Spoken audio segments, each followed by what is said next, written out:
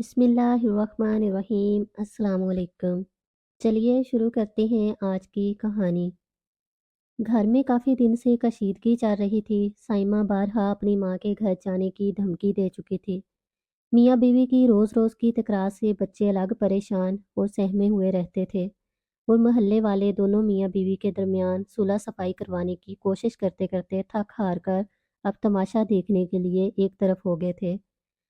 आज भी नाश्ते में खाली चाय और सादा रोटी। बंदा सारा दिन मेहनत कर कर के थक जाए और तुम हो के एक पराठा तक नहीं बना सकती शोहर के लिए। शकील का चेहरा गुस्से से लाल भभूका हो रहा था। शकील, आप ये गुस्सा कहीं और जाकर निकालें। घी खत्म हो गया है और अंडे भी नहीं है। बच्चे भी अपने मनपसंद नाश्ते के बगैर स्कूल चले गए हैं और मेरा तो ना ही पूछें कैसे गुजारा कर रही हूँ आप जैसे मर्द के साथ। क्या मतलब? तुम जो मेरे साथ मोहब्बत के दावे करती थी और जो कहती थी कि तुम हर अच्छे बुरे वक्त में मेरा साथ दोगी, इस तरह से बदल रही हो। क्या तुम में थोड़ी सी भी इंसानियत बाकी रह गई है या नहीं?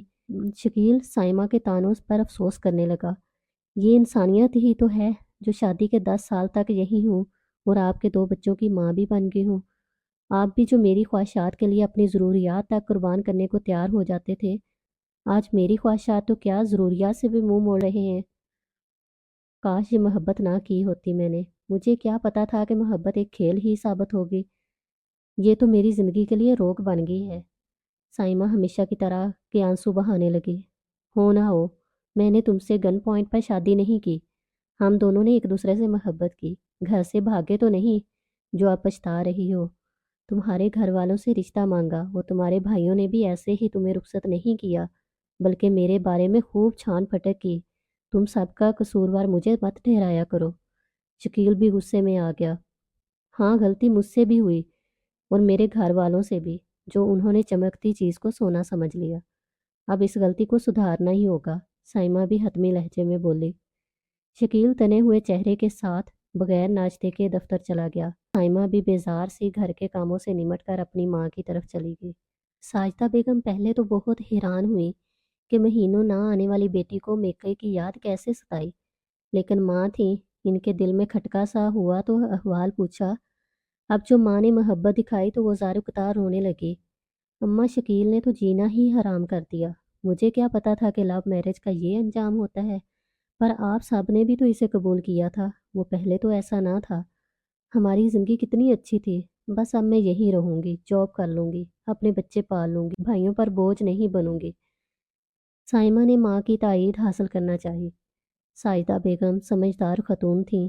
उन्होंने बेटी की बात पर भड़कने की बजाय इसे समझाया।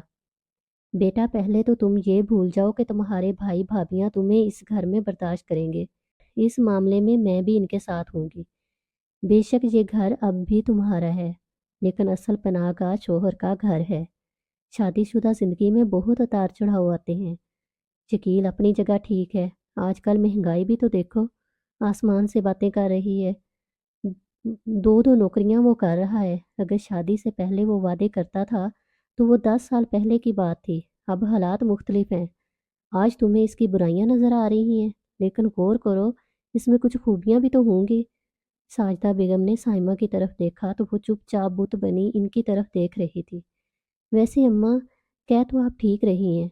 वो मुझसे और बच्चों से बहुत प्यार करते हैं, लेकिन आजकल वो चिड़चिड़े हो रहे हैं बहुत। मैं तंग आ गई हूँ। अम्मा, तो इस मसले का एक ही हल है कि माशी मसाइल को हल करने में इसका साथ दो। तुम इसके बगैर नौकरी करने को तैयार हो, बच्चों को बाप की शफकत से महरूम करना चाहती हो, तो अपने घर में रहकर ही नौकरी क्यों नहीं कर लेती। साजिदा बेगम का लहजा तेज हो गया। अम्मा प्लीज़, साइमा कोई प्लीज़ व्लीज़ नहीं। उठो, घर जाने की तैयारी करो। मैं शाम को शकील को खाने पर बुला रही हूँ।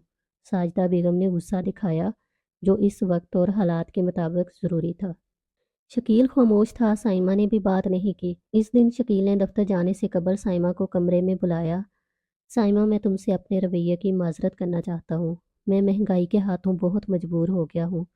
बिजली, गैस के बिल, सौदा सलफ और बच्चों की फीस वक्त से पहले बूढ़ा कर रही है मुझे। लेकिन फिर भी मैंने गलत किया, तुम्हें डांटता रहा। मुझे माफ़ कर दो साइमा, मैं अब भी पहले जैसी ही मोहब्बत करता हूँ। बस जिम्मेदारियों का एक पहाड़ मेरे सर पर है। शकील ने तामत से साइमा के आगे कह रहा था। شکیل آپ مجھے شرمندہ مت کریں، اگر آپ کا رویہ برا تھا تو میں نے بھی خوشگوار انداز میں بات نہیں کی، بلکہ ترقی پہ ترقی آپ کو جواب دیا۔ مجھے بھی ایسا نہیں کرنا چاہیے تھا۔ میں بھی معافی کی طلبگار ہوں۔ آپ میرے شوہر، میری عزت اور میری حقیقی پناہ گاہ ہیں۔ میں نے آس پڑوس میں کہ چھوٹی کلاسوں کے بچوں کو ٹیوشن کے لیے بلایا ہے، جو آج شام سے گھر آئیں گے، اور گڑیا اور فہد کے اسکول میں پرائمری ٹیچر کی بھی ضرورت ہے۔